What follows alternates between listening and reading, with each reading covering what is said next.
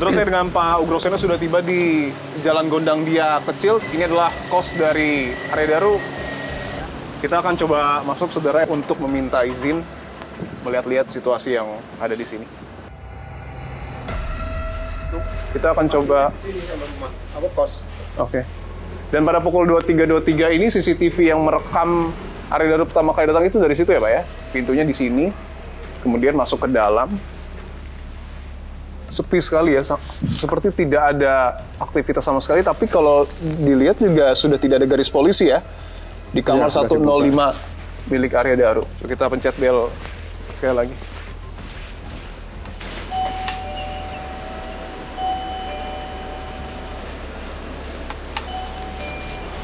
Pak, izin Pak, pagi dari Kompas TV Pak, boleh izin ngobrol Pak? Bapak penjaga kosnya Pak? Iya.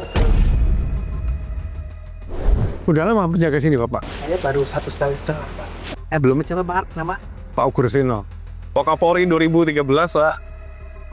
Nah sebetulnya yang bersangkutan sudah lama tinggal sini, berapa lamanya Mas Arya itu Pak? Katanya sih paling lama di sini Pak. Paling lama ya? Paling lama katanya. Terus CCTV-nya kalau kita lihat, saya kan masih ragu-ragu lah.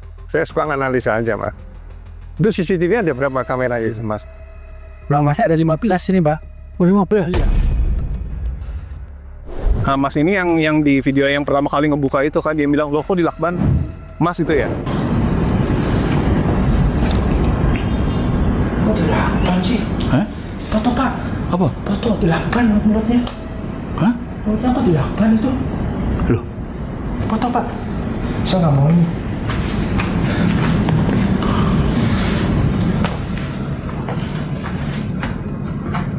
Dilakban udah. Saya itu kan karena kaget saya kan di panggil kan, nggak ada suara gitu kan. Setelah terbuka panggil nggak ada suara.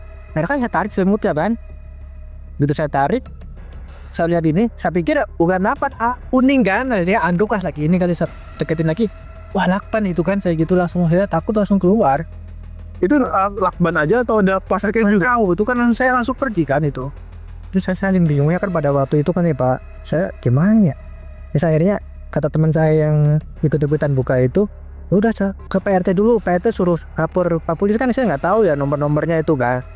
Ya, pada waktu itu katanya yang nelpon itu Bu RW apa ya katanya, Pak Polisi katanya Ciat. Waktu malam itu sempat ibunya telepon? Ya, yang Ibu almarhum itu telepon saya dulu 1:30 malam itu. Istrinya ya? Iya, perlu ngecek sama istrinya, katanya saya khawatir banget nih gitu kan. Jam 9 saya masih kontak-kontakan sama suami saya. Tapi habis jam 9 kok hilang kontak. Suruh cek dong udah pulang atau belum katanya begitu. Kita khawatir gitu. Waktu itu hasilnya gimana Mas? Ya? Waktu itu hasilnya? Hasilnya saya ketok-ketok nggak ada suara. Sudah nggak ada suara dari Nggak ada tempat? suara. Saya ketok-ketok sampai itu. Makanya katanya kan saya kesini kan sambil nelpon sama istrinya Itu itu kan. 1:30. Setengah 1. Waktu dia pulang jam berapa itu almarhum? Tuh lihat di CCTV ternyata 23.23. Oh, 11:30. 23.23. 1 jam lah ya. 12 ya. 1 jam dari Masis meriksa ya. Saya kesini ke depan sambil nelpon sama istri ya, biar takutnya tidak percaya lah gitu kan, saya ngetok-tok gitu, saya tinggalin HP-nya di pintu kan, ketok-ketok. Tuh Bu, nggak ada suara di dalam Bu. Tolong lihat di kaca lampunya nyala apa enggak kan. Soalnya kan kalau malam tuh kalau ada orangnya suka nyala kan.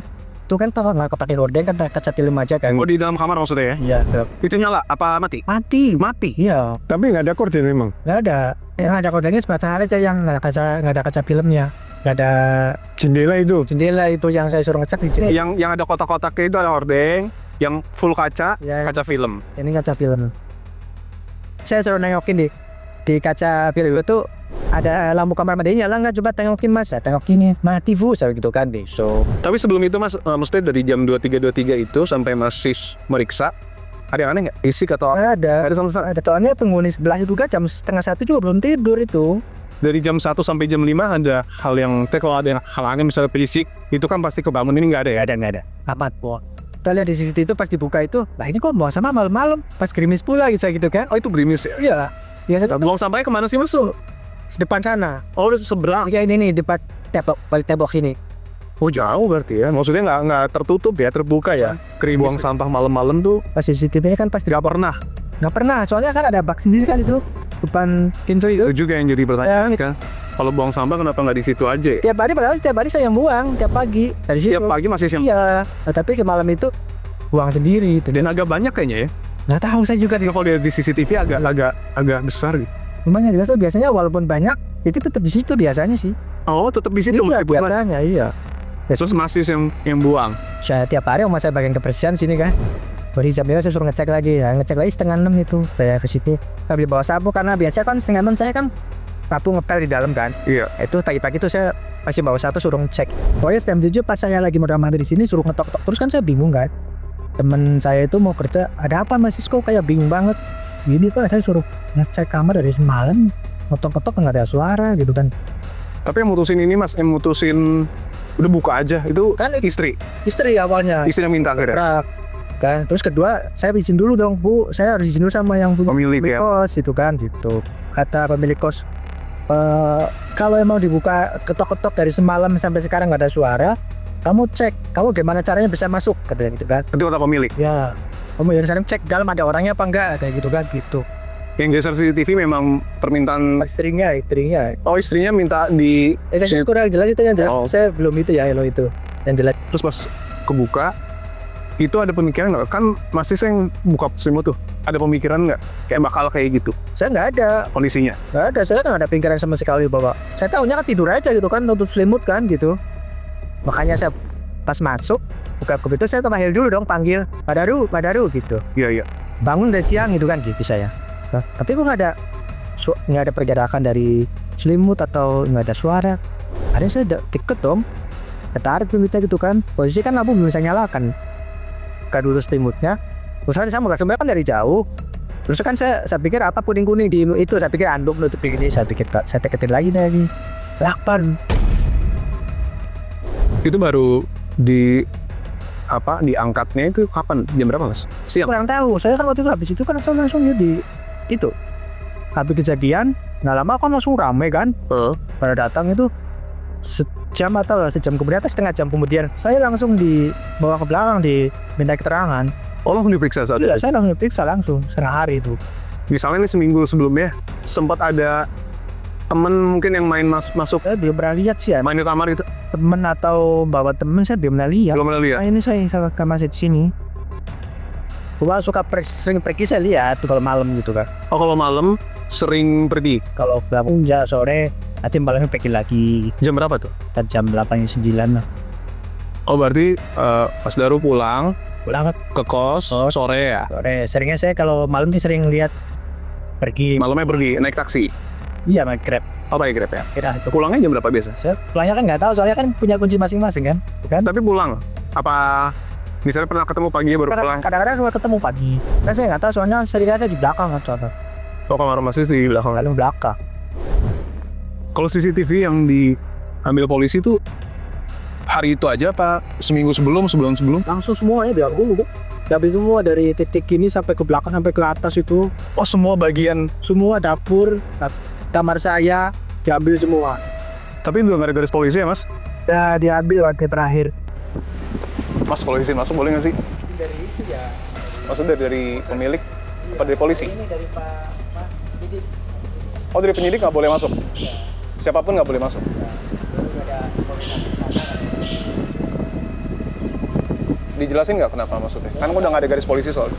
Cuma gitu aja sih. Ada sih dari Pak penyidik sih bilangnya. Kalau datang Pak. Siapa? Dari Pak Komandan penyidiknya. Tapi Bapaknya yang nggak masuk sendirian ya? Kalau sendiri berdua aja, boleh nggak? Ya, sendirian aja. Oh, sendiri aja. Bisa difoto jadinya. Ya, sendirian aja. Saudara, tadi saya sudah coba izin untuk kemudian masuk ke dalam, tapi memang karena hanya pihak-pihak tertentu dan Pak Ugro ini adalah Wakapolri 2013-2014, Pak Ugro diizinkan untuk masuk. Sehingga Pak Ugro langsung masuk ke depan kamar 105 yang dimiliki oleh almarhum Arya Daru di sini. Oh, di sini kalau lihat nggak bisa ya? Nggak bisa. Oh. Soalnya kunci masih dipegang sama penyidik sih. Kamarnya modelnya itu ada tarian dari bawah itu ya? Apa? Ada double itu bed ya? Nggak ada, satu langsung Oh gitu, sampai bawah ketutup? sampai bawah. Enggak, masih ada kolong dikit. Oh. Iya. Kalau ada orang masuk kan rekaman CCTV juga ada Kan loh. CCTV-nya paling jelas itu nama itu. Ini kan ke pintu ini kan. Ini ada 3 nih, 1, 2, 3 CCTV. Memang orangnya tertutup ya, nggak pernah cerita-cerita gitu ya? Kenapa Pak? Nggak pernah ngobrol-ngobrol gitu? Enggak, orangnya pendiam. Terus kalau beliau duduk di sana, kalau libur juga kayak bengong gitu loh. Di sana Pak, sudah duduknya di sana tuh beliau. Oh gitu, oh di kursi itu? Ya itu. Akhir-akhir ini berapa bulan sebelum kejadian itu, sebulan 2 bulan lah sering bengong di sana. Kalau rokok itu kan, kalau lagi main HP ya tahu ya Pak. Oh ngerokok dia? Awalnya pertama saya lihat, Bukan vape gitu ya? awalnya ngepep saya lihat. Ah. Sekarang merokok. Awalnya waktu malam-malam diketok itu, tahunya kan karena gelap, saya di antara 2, apa tidur, apa nggak ada gitu kan. Gitu. Berarti sampai ketuk itu jam 12:30. Berarti 12:30 itu udah nggak ada suara ya? Nggak ada suara. Jadi saya ketok-ketok gini, itu nggak ada respon dari dalam, nggak ada suara. Pak Ugro, tadi Pak Ugro berkesempatan secara langsung masuk ke dalam, Pak. Analisa Bapak setelah melihat TKP kematian Arya Daru seperti apa? Yang saya masih agak belum terjawab ya, kebiasaan dia membuang sampah tadi biasanya hanya di dalam, kenapa di luar? Di luar kebiasaan itu kan tanda tanya itu. Ketika sedang gerimis dan Ya. tidak di dekat area sini, tetapi di luar buang sampahnya. Saya akan tunjukkan saudara bahwa pada pukul 23.23 setelah Arya Daru pulang, 1 menit kemudian pada pukul 23.24 Arya Daru dalam kondisi yang memang gerimis saat itu berdasarkan keterangan dari penjaga kos keluar dengan membawa kantong sampah dan membuang sampahnya di sini, saudara. Ini dan pada akhirnya kembali lagi ke dalam. Dan berdasarkan keterangan dari Siswanto, hal tersebut belum pernah dilakukan oleh Arya Daru sebelumnya.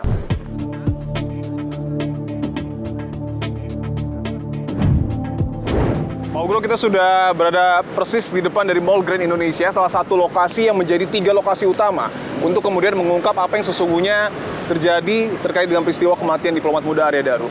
Pak, kita tahu bahwa hasil dari konferensi pers polisi menyebutkan bahwa pada pukul 17.52 Arya Daru bersama dengan 2 rekannya, Dion dan Farah, tiba di Mall Grand Indonesia. Analisa Anda, apakah ada kejanggalan terkait dengan aktivitas mereka di mall ini? Si Dion sama Farah ini kan termasuk saksi kunci juga. Walaupun saksi kunci yang bisa dijadikan petunjuk nih. Saksi kunci. Ya, bukan saksi fakta yang dijadikan terjadi peristiwa di TKP tadi. Di gudang dia di tempat kos ya. Tapi ini kunci yang harusnya dibuka secara terbuka lebar, ya kan? Ada apa yang terjadi? Karena termasuk ada HP hilang misalnya. HP hilang di mana? Karena masih digunakan nggak selama dia turun bertiga ini. Bagi saya, TKP pertama di wilayah Grand Indonesia ini harus dibuka selebar-lebarnya supaya informasi bisa didapat banyak dari tempat ini. Kalau kita lihat rangkaian peristiwanya, Dion dan Farah ini bisa dikatakan 2 rekan Arya Daru terakhir yang Ya. berinteraksi dengan Arya Daru ya Pak ya? Iya. Dan ketika memang dikaitkan dengan misalnya, mohon maaf, gangguan emosional ataupun gangguan psikis, Iya. seharusnya memang informasi Dion dan Farah ini sangat penting. Iya penting karena kita belum tahu berangkat dari mana sebelum di KI ini. Kemudian mereka berpisahnya bagaimana? Apakah Dion sama Farah ini berpisah di sini atau mungkin sama-sama ikut ke di Kementerian Luar Negeri? Oke. Kan itu harus dibuka pada publik. Sehingga kalau misalnya ikut ada indikasi apa, ada motif apa yang bersangkutan mau naik ke rooftop misalnya. Oke. Saya ingin tanyakan juga Pak, sebagai mungkin mantan detektif, penyelidik, bahkan hingga penyidik, dan juga tentu Wakapolri, ketika memang seseorang mungkin dalam tanda kutip kita masih menduga ingin melakukan bunuh diri, tetapi beberapa jam sebelumnya ia menyempatkan untuk datang ke pusat perbelanjaan. Apakah ini suatu hal yang masuk akal?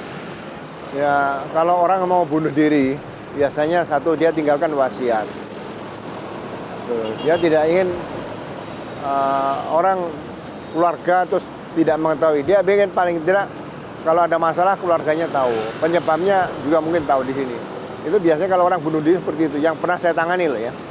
Ada motif apa? Dia komunikasi di sini kemudian putus. Apakah satu kemungkinan ada ancaman?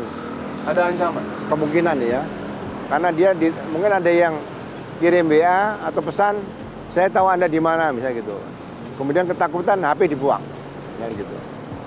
Nah, yang kedua, dia mungkin ketahuan kok belanja tadi berangkatnya tidak memberitahu, mungkin istrinya marah dan sebagainya. Artinya menurut Anda, polisi menemukan handphone milik Arya Daru ini menjadi poin penting. Oh iya, Saudara, saya berada di depan dari lobi Arjuna Mall Grand Indonesia. Saya akan konfirmasi kepada pihak pengelola dari Mall GI terkait dengan aktivitas diplomat muda Arya Daru pada Senin 7 Juli 2025. Tepatnya pada sore hari, apakah ada aktivitas yang janggal yang ditemukan saat ini?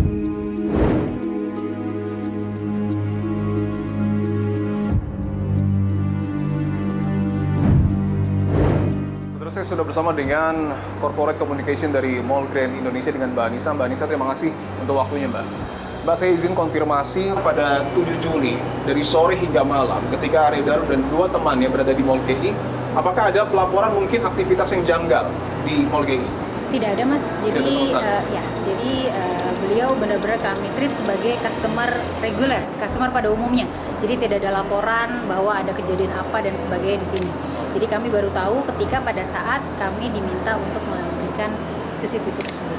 Termasuk juga mungkin apakah ada laporan barang hilang seperti mungkin handphone dan lain sebagainya? Tidak ada sih, Mas. Tidak ada informasi lost and found terkait dengan hal tersebut. Oke. Yang terakhir tertangkap kamera adalah ketika Arya Daru itu menunggu taksi, ya Mbak ya. Untuk mengakses taksi ini apakah perlu menggunakan handphone atau bisa secara manual di tempat yang sudah disediakan GI? Secara manual juga bisa, Mas, karena bisa. kami ada pool taksi. Oke. Kami ada di area East Mall ada, di area West Mall juga ada. Oke.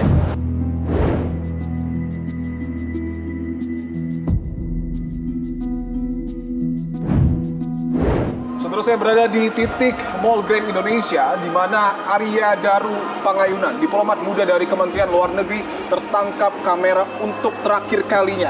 Saya akan tunjukkan, saudara, ini adalah CCTV yang kemudian berhasil menangkap posisi dari Arya Daru Pangayunan pada saat hendak mengakses taksi di Mall Grand Indonesia. CCTV ini berada persis di depan dari salah satu titik toilet yang ada di Mall Grand Indonesia.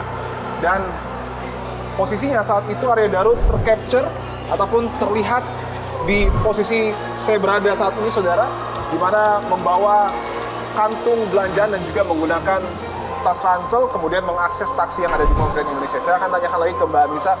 Mbak Anissa, saya ingin tegaskan lagi bahwa betul ini stand ataupun pintu untuk mengakses taksi, ya Mbak ya? Betul sekali. Bukan untuk keluar umum? Bukan. Keluar umum yang lain mungkin ya? Ya, Oke. ini benar-benar khusus taksi stand karena ada signage juga di sini. Oke, ada penandanya Mbak ya? Ya. Oke. Saya akan tunjukkan, saudara, dengan Mbak Anissa, Korpom dari Mall Grand Indonesia, posisi taksi stand yang kemudian saat itu diakses oleh Arya Daru Pangayunan. Bisa dilihat memang ini area khusus Ya. pengunjung yang ingin Jadi menggunakan antriannya di taksi. sebelah sini, jadi nanti langsung dipanggil aja ketika pada saat taksinya sudah available. Artinya langsung datang Ya. dan langsung menunggu antrian taksi. Ya. Boleh kita ke sana ya Mbak ya? Silakan. Oke. Oke. Oh ya, benar, memang khusus untuk Ya. taksi ya. Standby ya.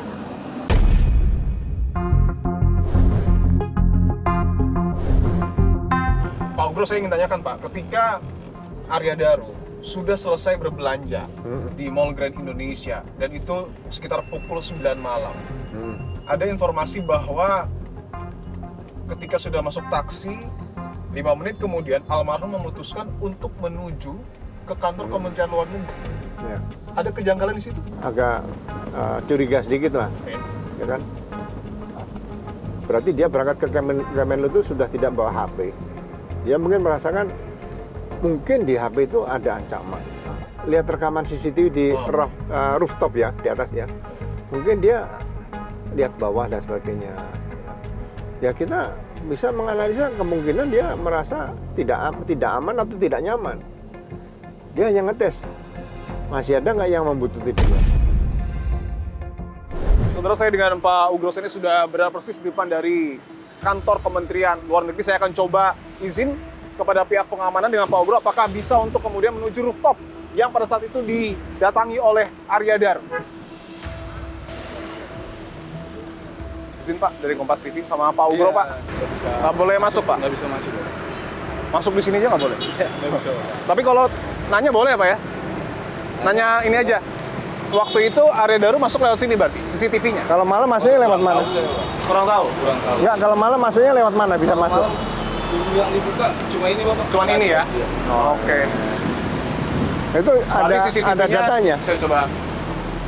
Kemungkinan CCTV yang kemudian merekam area daru yang ada di dalam saudara, tapi memang sayang kami tidak bisa diizinkan untuk masuk. Ini berarti kalau malam pintu ini aja ya yang bisa diakses ya? Betul Pak. Saya boleh nanya nggak? Kalau rooftop yang didatangi area daru itu yang mana ya? Kalau itu kami belum bisa ngasih tahu Pak. Oh belum bisa? Iya. Karena ya kan masih untuk informasi ini kami harus. Kalau lantai yang ada lantai 12 ya? Yang ini? Oh yang ini ya? Oke. Sisanya berarti bukan lantai 12? Iya. Oh, oke. Ini gedung utama Mas? Betul. Oh, oke. Baik. Terus saya dengan Pak Ugro tadi tidak bisa masuk ya Pak ya? Iya. Sayang sekali tidak bisa masuk. Tapi ada satu keterangan penting yang tadi disampaikan oleh security setempat bahwa bisa ditunjukkan kemungkinan besar rooftop yang kemudian didatangi oleh area daru adalah gedung ini, gedung utama. Karena berdasarkan keterangan dari pihak pengamanan atau security, ini adalah satu-satunya gedung yang berlantai 12. Artinya kemungkinan besar area daru pada malam hari 7 Juli 2025 datang ke rooftop yang tadi Anda lihat, saudara. Saya mencoba meminta izin kepada pihak Kementerian Luar Negeri untuk menuju ke rooftop, namun pihak Kemlu tidak memberikan izin. Sementara itu, melalui keterangan tertulis, Kementerian Luar Negeri mengapresiasi penyelidikan yang dilakukan oleh Polda Metro Jaya dan para ahli yang dilibatkan selama penyelidikan. Kementerian Luar Negeri juga menghargai atensi serta berbagai masukan yang disampaikan oleh semua pihak, dan Kemlu berada di pihak keluarga dalam menghadapi masa sulit ini.